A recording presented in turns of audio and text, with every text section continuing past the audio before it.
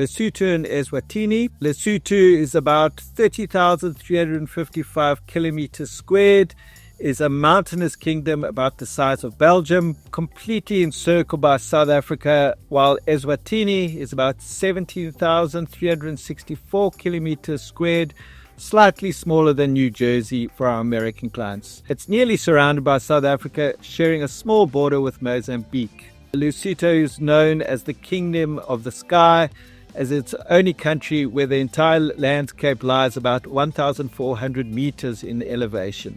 A couple of fun facts. Lesotho is one of only 3 independent states completely surrounded by another country's territory, along with the Vatican City and San Marino. Signature wildlife: Lesotho, mountain wildlife, unique highland bird species. Eswatini, white rhino, diverse antelope species, abundant bird life. Both fantastic countries to visit. Sometimes it's in combination with South Africa, but yes, each have their very own unique characteristics and well worth including. It's Eswatini or Swaziland, like a lot of people know them. Obviously, the new correct name is Eswatini, and it is still a kingdom. They've got a King Swati. So it's very cultural orientated, but they also have a bit of wildlife. But it's a very, very small country, so people don't tend to stay too long in the country when they visit. Then Lesotho, what makes Lesotho special is probably the pony tracking. It's very famous for that in the highlands, the Maluti Mountains.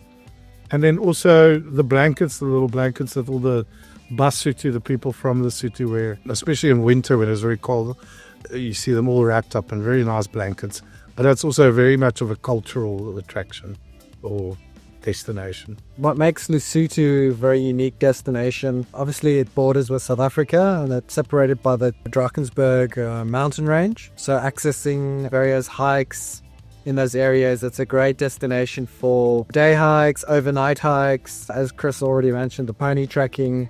So certainly if you're the active traveler and you want to do more hiking, that sort of thing, Lesotho is definitely the place to go to. In Swaziland, we usually focused on the game reserves. They've got 3 main game reserves in Eswatini. It's called Mbabane. No, sorry, that's the city. That's Mlelwane, Hlane, and then there's a Makaya. Now, Makaya Game Reserve is probably where it's the main reserve for the conservation efforts in Swaziland.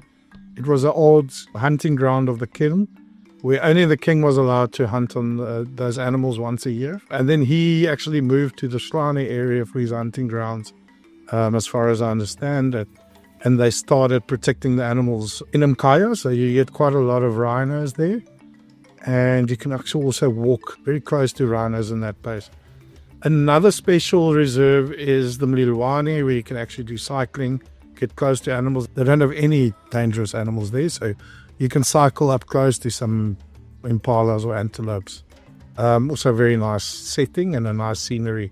I did a self-drive trip to Lesotho many years ago. It's really a nice trip to do is go visit the Simonkong waterfall over there. I think it's probably one of the largest waterfalls in Southern Africa in terms of the drop, the largest straight falling waterfall. And then also with the pony tracks, which what I did was the overnight pony track. We actually spend the day, trekking through the mountains. There's no other way to get around there. You can't take a car there. You either have to be on a pony or on foot. You end up in a really, remote village. You welcome into the village. You stay in one of the traditional huts of the Basotho people. They make you a meal there. So from a cultural aspect, we were the only 2 people there in this village in the middle of nowhere of Lesotho.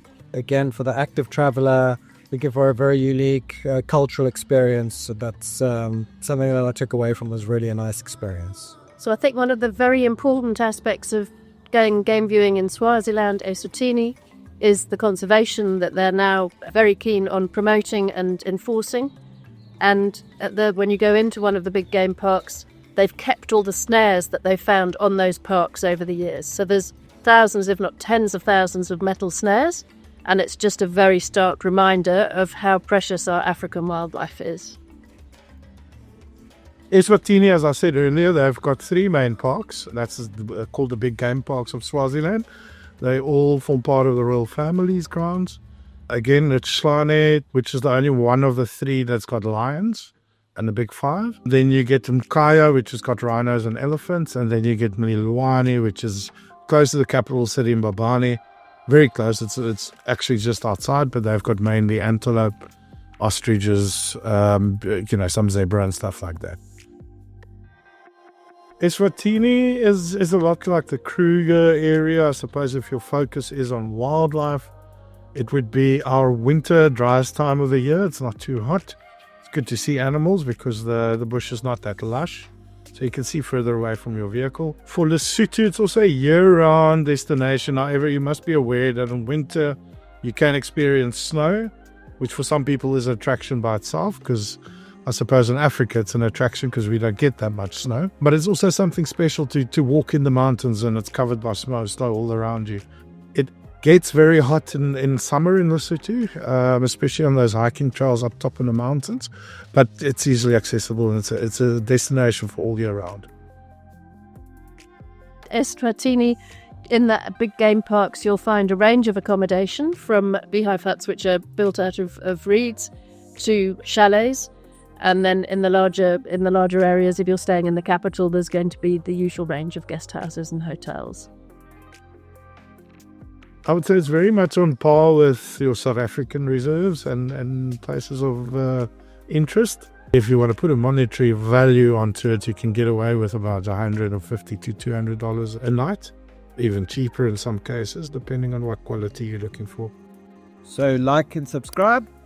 Also feel free to join a 6-part email course that will answer everything you need to know about going on safari in the link below, and check out our website. We have many tours of all various durations and styles for each country in Eastern Southern Africa.